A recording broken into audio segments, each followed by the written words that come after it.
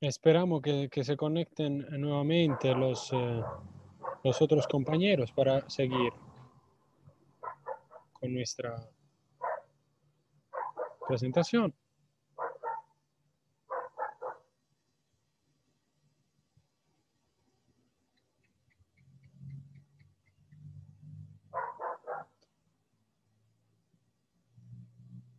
Le estaba diciendo, entonces, estaba tratando de decirle la diferencia entre los varios tipos de cooperativismo y si usted así se pueden dar cuenta de cuánto son diferentes el uno del otro. El cooperativismo indigenista seguramente es el más diferente de todo porque pertenece se desarrolla, es desarrollado a partir de la filosofía de vida de los pueblos indígenas y por ende completamente diferente. Sin embargo, es muy conciliable con los valores cooperativistas en general y con los valores de la economía social y solidaria en general. Mientras que, le estaba diciendo que mientras que el cooperativismo anarquista y libertario ve al Estado como una entidad que se tiene que abolir, el cooperativismo clásico necesita el fomento estatal.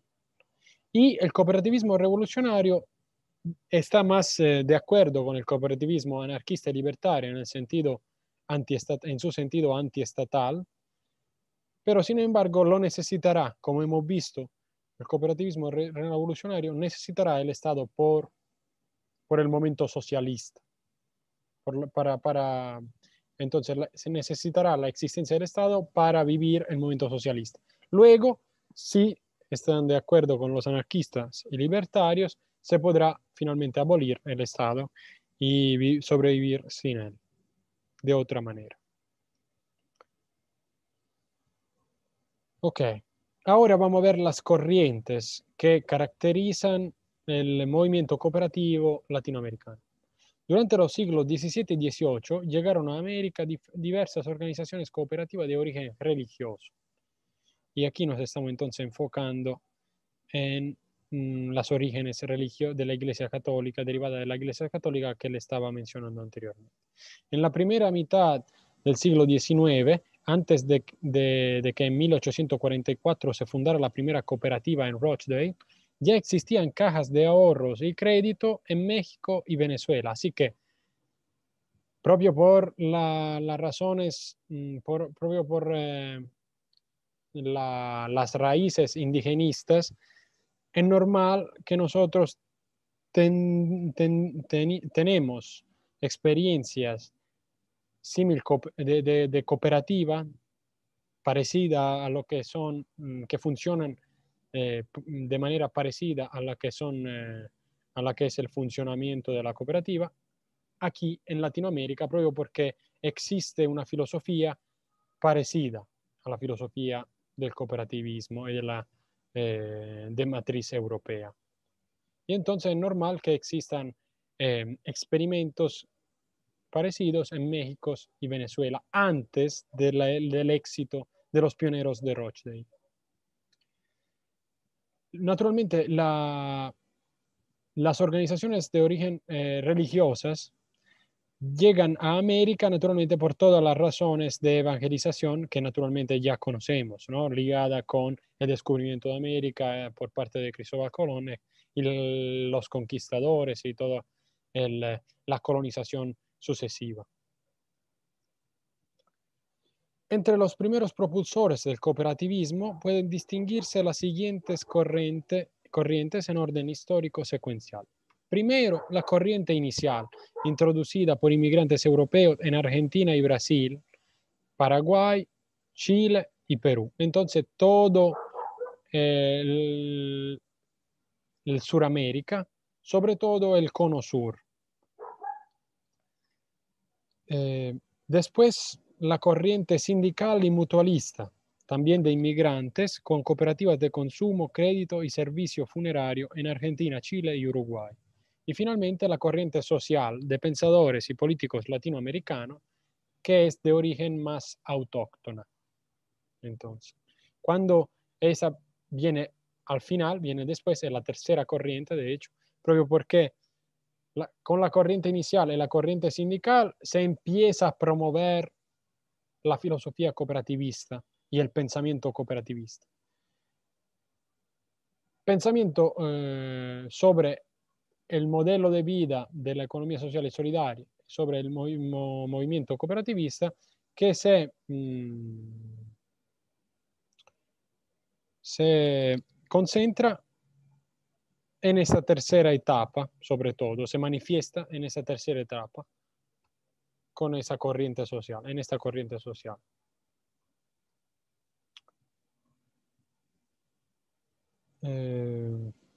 Etapas. Se pueden distinguir dos tendencias que tuvieron un desarrollo distinto en cada país. Dos tipos de cooperativa, entonces, la cooperativa agrarias de un lado y la de ahorro y crédito del otro lado, sobre todo estos dos tipos de cooperativas. Y se pueden distinguir varias etapas durante el siglo XX. Un comienzo tímido a partir de alrededor de 1930, una segunda etapa es la etapa fundacional de los años 40 y 50. Después hay la etapa de auge, que son los años 60. Los años 70 se caracterizan por las dictaduras militares en la mayoría de los países latinoamericanos, dictaduras militares que naturalmente afectan el desarrollo de las cooperativas de determinadas formas. Después, la etapa número 5, la de los programas de ajuste estructural, los años 80, y en los años 90, la etapa de mantenimiento de las experiencias cooperativas. Podríamos periodizarlo, hacer una periodización alternativa, pero primero escuchamos Diego, por favor. Gracias, Master. Sí, solamente como una cuestión de contexto, en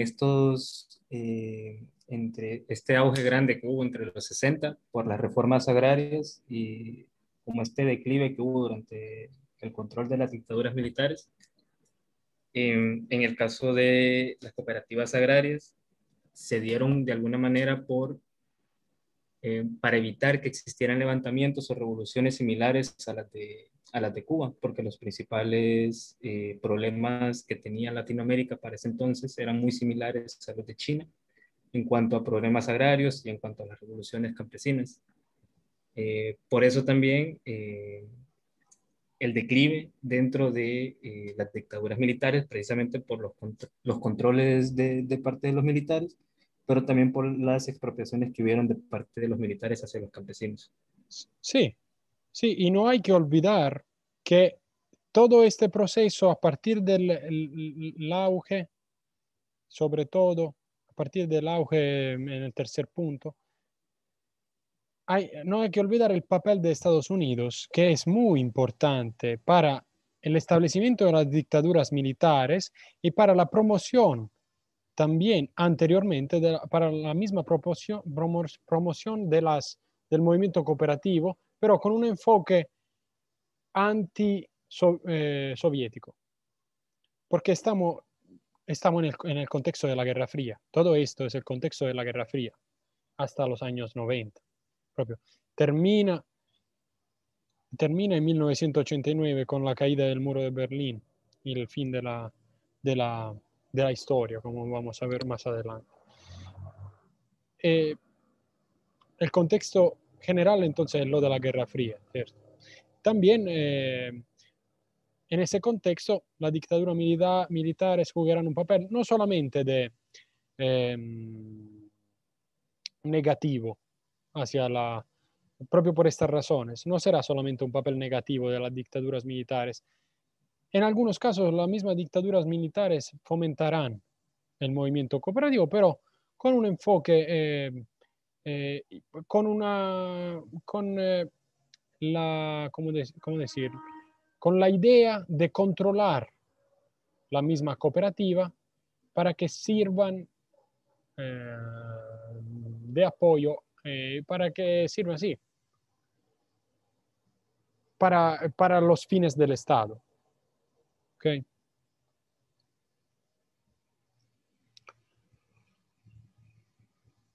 Ahorita trataré de destacar más características en ese sentido. Si queremos hacer una periodización alternativa, podemos decir que las primeras manifestaciones comprenden las últimas décadas del siglo XIX y las primeras del siglo XX. Hay que notar que el cooperativismo agrícola, en particular, en la su acepción moderna, surgió a principios del siglo XX en Honduras, México y Argentina. Más tarde trataré de decirle sobre cómo surge en Honduras. Lo vamos a ver en otras diapositivas. Otro punto es lo de las legislaciones específicas que abarca la tercera década del siglo XX hasta el fin de la Segunda Guerra Mundial.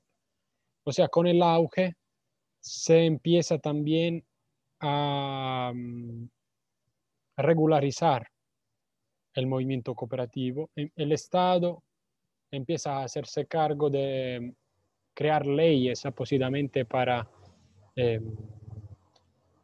regular cómo ese movimiento cooperativo se tiene que desarrollar, para también favorecer su encaje en el sistema político de cada país. Porque siendo países que se basan sobre la economía capitalista, al comienzo la óptica cooperativista es difícil hacerla encajar, pero a través de esta legislación se logra establecer un marco jurídico dentro del cual puedan desarrollarse y existir esa forma de empresas sociales y solidarias. En el periodo del posguerra, que abarca 1945, desde 1945 hasta 1960, en este periodo se destacan la acción de la Organización Centroamericana, ¿no? Económica de los Estados Americanos, en la promoción y asistencia técnica y para el fomento de la acción cooperativa. Y los gobiernos, entonces, propio por esta en este caso también presta mayor atención a la acción cooperativa. Es aquí, en este periodo, desde 1945 hasta 1960, que los gobiernos se involucran más en el fomento del desarrollo del movimiento cooperativo. Durante la etapa del auge promocional, a partir de 1960, el fomento de los por parte de los gobiernos continúa, pero por presiones derivadas sobre todo de los Estados Unidos, que en ese entonces necesitan mantener el control de la zona, sobre todo centroamericana. Y entonces canalizan una importante ayuda externa hacia América Latina con ese fin, con el fin de fomentar el desarrollo de cooperativas, pero que tengan, entonces, que sean amigas, aliadas de los Estados Unidos, sobre todo, para el combate de la Guerra Fría. según la característica que nosotros conocemos aquí en Centroamérica. La Alianza para el Progreso y la reunión de los presidentes americanos en Punta del Este en 1962 estimularon esta tendencia. Durante esta década se fundaron también las organizaciones internacionales sobre el cooperativismo. La OCA, la CIDEFCOP y el COLAC, 3 organizaciones continentales de integración de todos los movimientos cooperativistas existentes a nivel latinoamericano, y además tuvo lugar la primera conferencia interamericana de cooperativismo, que aprueba el llamado Programa de Buenos Aires, que marcó el origen del Comité Interamericano de Coordinación y Desarrollo Cooperativo. Muchos promotores deseaban ofrecer alternativas a las amplias capas sociales desfavorecidas con el fin de frenar la influencia de la Revolución Cubana. Como decía el compañero, exactamente se trata de frenar la influencia de la Revolución Cubana, que por supuesto puede influenciar, puede ser, la filosofía cubana puede ser asimilada por parte de todo lo que hacen parte de los movimientos cooperativos e indigenistas. Y es por esta razón que Estados Unidos, a través del trabajo de USAID en muchos casos, fomenta la constitución de cooperativas para también, de otro lado, fomentar una ideología diferente e opuesta a la cubana. A partir de la década de los 70 se producen retrocesos porque ya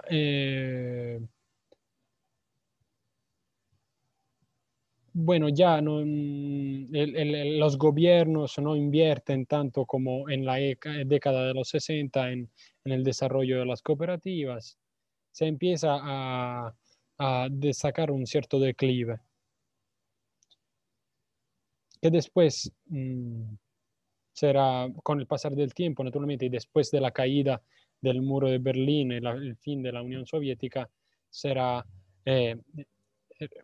alcanzará sus puntos críticos y desde los 90 hacia adelante solo se asumirá este comportamiento de mantenimiento de las cooperativas existentes sin tratar de desarrollar o evolucionar más. Dos grandes áreas geográficas entonces se pueden distinguir, una el Cono Sur y la otra es el resto de América Latina. Para el Cono Sur, entonces, el modelo que se desarrolla es un poco diferente respecto al resto de América Latina, porque se refiere a un modelo estrictamente europeo, con influencia ideológica rochdaliana, traído por la inmigración del siglo XIX y de las primeras décadas del siglo XX. Es el cooperativismo más antiguo y surgido de forma espontánea y por libre iniciativa. ¿Por qué no se extiende a otras áreas geográficas? Porque las otras áreas geográficas no tienen la misma concentración de inmigrantes europeos que llevan este modelo cooperativo rochdaliano. El resto de América Latina es una América Latina más donde la presencia de los pueblos indígenas es mucho más fuerte y son ellos que desarrollan el modelo cooperativo en esos países. Presencia indígenas que no existe tanto en Argentina, o que no es muy fuerte en Argentina, Chile y Uruguay, y en el sur del Brasil, así como, por ejemplo, en Bolivia, Ecuador o Perú. ¿Okay? No quiero quitarle nada a los mapuche, por ejemplo, de Chile. En el resto de América Latina se trata de un modelo más reciente que se desarrolla, cuyos orígenes se caracterizan de forma decisiva por el fomento del Estado, sobre todo, y por la influencia indígena local. ¿Todo claro hasta la fecha? Hasta ahora, perdón.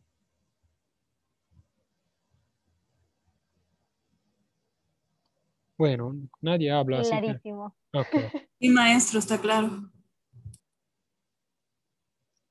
ok.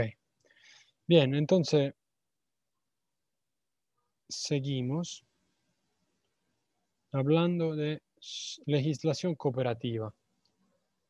Las leyes de los países latinoamericanos muestran un marcado respeto por los principios cooperativos, llegando en algunos casos a hacer expresa referencia en sus textos a los principios cooperativos declarados por la Alianza Cooperativa Internacional en Manchester en 1995. O sea que finalmente, poco a poco, los países de Latinoamérica empiezan a regularizar las cooperativas de acuerdo eh, a las reglas establecidas en las organizaciones internacionales cooperativas, como la Alianza Cooperativa Internacional, que en Manchester, le recuerdo, celebraba en 1995 el siglo, porque se había fundado la Alianza Cooperativa Internacional en 1985. Y entonces, a partir de este congreso en Manchester, los países latinoamericanos lo toman mucho en cuenta, muy en cuenta para basarse en lo establecido durante este congreso para después redactar sus constituciones y empezar a regularizar la cooperativa e insertar en sus códigos, en sus leyes, las varias manifestaciones y la ideología cooperativa. En 2008, la Alianza Cooperativa Internacional de América elaboró la Ley Marco para las Cooperativas de América como herramienta o modelo de referencia para brindar una orientación sobre los lineamientos fundamentales de la legislación cooperativa de acuerdo a su propia doctrina. Mientras que la Organización de las Cooperativas de América, OCA, promovió la realización de varios congresos continentales de derecho cooperativo en varios países, como en Venezuela, en Puerto Rico, Argentina, Brasil, en varios momentos, como en 70, 80 y 90. Esos encuentros fueron patrocinados por las universidades de las sedes y eso estimuló la producción científica en materia de cooperativa y contribuyó eficazmente al intercambio de información y experiencia entre especialistas de los distintos países. A partir de entonces puede hablarse de un derecho cooperativo para el continente. Entonces, en esas épocas, finalmente se internacionaliza a nivel mundial y también, sobre todo a nivel latinoamericano, la ideología cooperativa.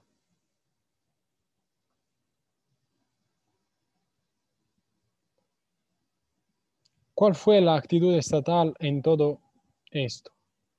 Hasta 1989, la legislación cooperativa en el mundo reconocía básicamente tres modelos que expresaban la actitud del Estado hacia las cooperativas en los diferentes países. Podía ser un modelo prescindente, absorbente o promocional. ¿Qué significa? El modelo prescindente es un modelo propio de los países desarrollados en los cuales la legislación estatal se limita a regular las cooperativas como una forma de organización, una forma más de organización empresarial. El modelo absorbente, conforme a este tipo, las cooperativas quedaban incorporadas, absorbidas, ¿no?, en al esquema de la planificación central de la economía, formando parte integrante de ella.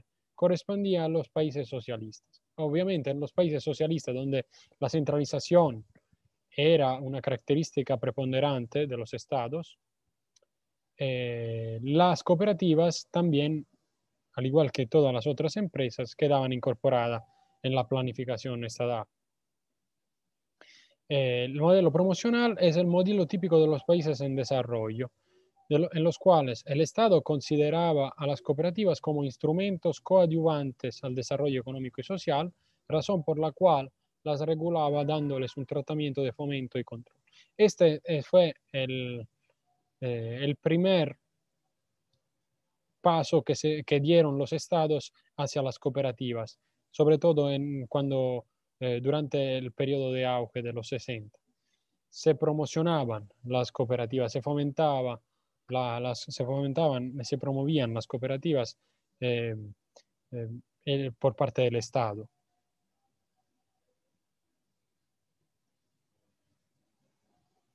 ¿Por qué? Porque el Estado miraba a las cooperativas como instrumentos útiles, muy importantes para ayudarlo en el desarrollo económico y social del país. Y es propio el modelo promocional que caracteriza naturalmente l'área latinoamericana. Hasta entonces, la legislación cooperativa latinoamericana en general se escribía dentro del modelo promocional, presentando como principales características esas cuatro: paternalismo, intervencionismo, reglamentarismo y principismo. Paternalismo porque el Estado brinda protección a las cooperativas a la vez que las somete a un amplio control. Intervencionismo porque el Estado otorga a las cooperativas la autorización para funcionar y supedita a este permiso muchas de las actividades que éstas desarrollan. Reglamentarismo: se reduce de esa manera la órbita de la libertad autorregulatoria de las cooperativas. O sea, el Estado, a través de poner reglas, asegura su control sobre las cooperativas, que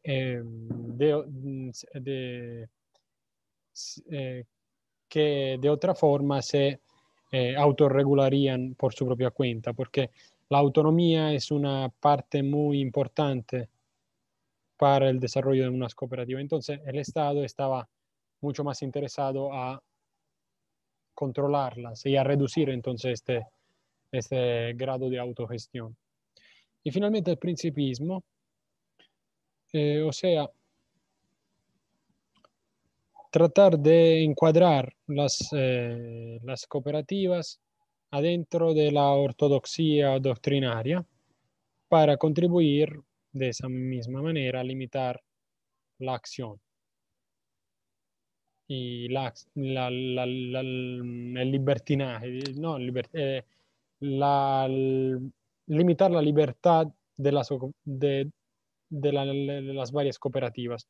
Igual que el reglamentarismo, el principismo trata de asegurarse el control de las cooperativas por parte del Estado. Y digamos que estos principios lo podemos ver también al día de hoy en lo que son las cooperativas a nivel nacional. Se reflejan en la evolución del cooperativismo a nivel nacional.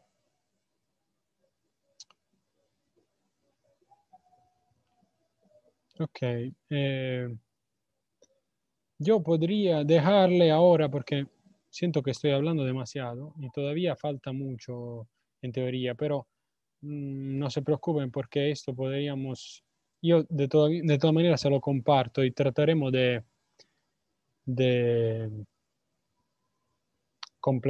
terminar el discurso sobre el movimiento cooperativo en América Latina. Lo terminaremos en los próximos días.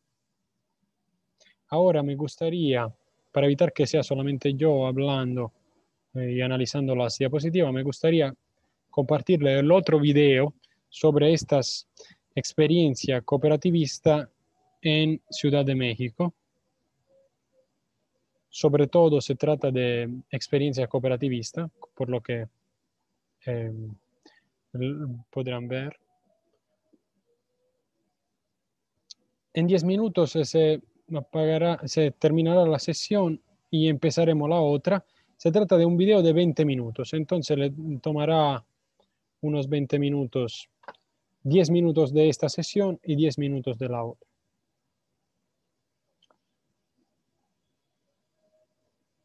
Bien, se lo voy a compartir. Preguntas, ¿cómo están siguiendo la clase hasta ahora? ¿Todo bien? Maestro, lo que me preocupa un poco para mí, fíjese, me sirvió mucho esta clase para seguir desarrollando el ensayo que tenemos para esta semana, Sí, porque sí siento que tengo fuentes primarias muy limitadas para la búsqueda de la información. Voy a citar parte de lo que usted dijo en la clase de hoy en el trabajo. ¿Puede sí, enviar el video pronto para poder hacerlo y citarlo correspondientemente? sí, sí. Io al terminare esta clase les invio la grabación, se la comparto con un enlace YouTube, como siempre, y le envío la diapositiva. ¿Ok? Donde la diapositiva enfrenta, hoy no logramos tocar todos los puntos porque la hice muy, muy extensa, la diapositiva. Así que, pero adentro de la diapositiva hay informaciones que se relacionan también con Honduras y que me gustaría desarrollar en las clases, tal vez el día de mañana. Todo depende, es una cuestión de tiempo. Y mañana tenemos que hablar de pueblos indígenas y economía social y solidaria. Pero también trataré de tocar unos puntos más de esta diapositiva de hoy. ¿Ok? Perfecto. Entonces, sí, al terminar la Máster, clase, yo ahorita me, sí, no, que ahorita me puse a investigar sobre la ASI, de la Alianza Cooperativa Internacional, sí, y dice que actualmente cuenta con 314 organizaciones y de Honduras hay 3 miembros, que está COACEL, Sagrada Familia y FACASH, que es la Federación de Cooperativas de Ahorro y Crédito de Honduras, que asumo que integra, o no sé cuál es la palabra, varias cooperativas, nada más por si quieren ese ok. dato, ahí está. Entonces se debería investigar tal vez por qué la demás cooperativa, cioè sería un trabajo de investigación que queda a ustedes. Hay mucho que se puede investigar sobre la temática. ¿Por qué las demás cooperativas? La primera pregunta es ¿por qué las demás cooperativas no están registradas o inscritas en el ASI? Y un montón de otras preguntas salen y de hecho podría ser objeto de investigaciones futuras por parte de la universidad o yo mismo, veremos, o ustedes, si, si les gusta, si le está gustando el curso y si se encuentran eh, motivados para seguir. Lourdes, se ha levantado la mano, ¿quiere decir algo? Una pregunta más bien. Sí, Que estoy viendo que hay un montón de como variables a considerar en el caso de querer comparar el estado actual del cooperativismo en Honduras con el cooperativismo en otros lados. En alguna de las presentaciones que me mandó estuve viendo y si habían como valores, principios y cosas así, pero no sé si en estas que va a mandar hay como algunos criterios básicos que podamos como seguir como para lograr comparar el estado actual del cooperativismo en Honduras con otros países, como que me diera una luz con respecto a eso para no difuminarme en tanta cosa y tener más claridad qué buscar para comparar. sí. Tal vez me ayude en eso. Ahora, lo que hemos visto hasta ahora son varios puntos. Hasta mirando el video sobre El Salvador, nos hemos dado cuenta de cuáles son algunas características del cooperativismo centroamericano. Lo hemos destacado a través de las observaciones que hemos hecho sucesivamente después de haber visto el video. También ahora, a través de la diapositiva, hemos podido averiguar otros aspectos que caracterizan el movimiento cooperativistas en Centroamérica y en Latinoamérica en general, ¿no?